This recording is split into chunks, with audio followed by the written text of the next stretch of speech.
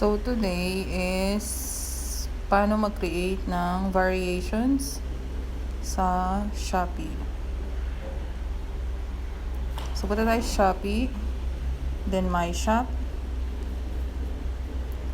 then add new products, then product name, lagay natin test, sample, test, and then product description.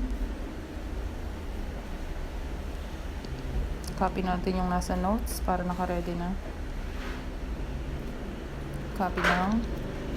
Para copy-paste na lang. Then paste. Tapos photo. Just click lang to. Then okay. Okay. And then, punta ka lang dito sa variations. Yan. Balik tayo. Again, variations. Ito. Ayan. So, try natin yun sa akin. Kasi meron akong 2 ml, 5 ml, and 10 ml. So, X lang natin to. And then, add lang ulit tayo ng bago. Lagay lang natin yung sizes ng mga bottles. Then, 5 ml, 10 ml. Ayan. And then, after nyan, click mo yung done here. Tapos, kailangan natin mag-add ng picture per size. So, click lang to. Punta ka sa photo library mo. Dapat may ready ka ng picture. Ayan. Then another one. To library. Add natin yung 5 ml. Ayan. Then 10 ml. Copy mo lang uli. Tapos 10 ml. Ayan. Tapos pag ayaw niya, kagaya niya, umiikot, click mo lang uli yung 10 ml. Then, kuha ka ng ibang picture ng 10 ml. Which is ito. Tingnan natin kung maglo-load. Ayan. Tapos dito, stock and price. Lagay mo lang yung price ng per ml mo.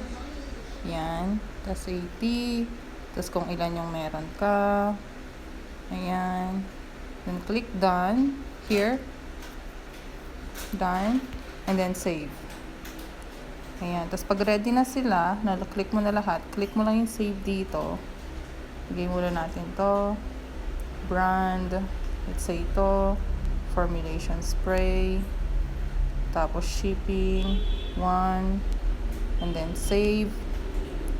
Tapos, kailangan mo pa siyang lagyan lang. Meron pa tayong isang na wala.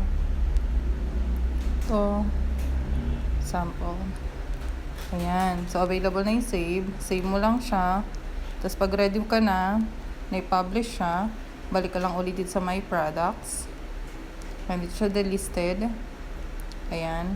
Tapos, kung gusto mo ready ka na i-publish, click mo lang is publish. Click mo lang to. Ayan. So, ganyan siya.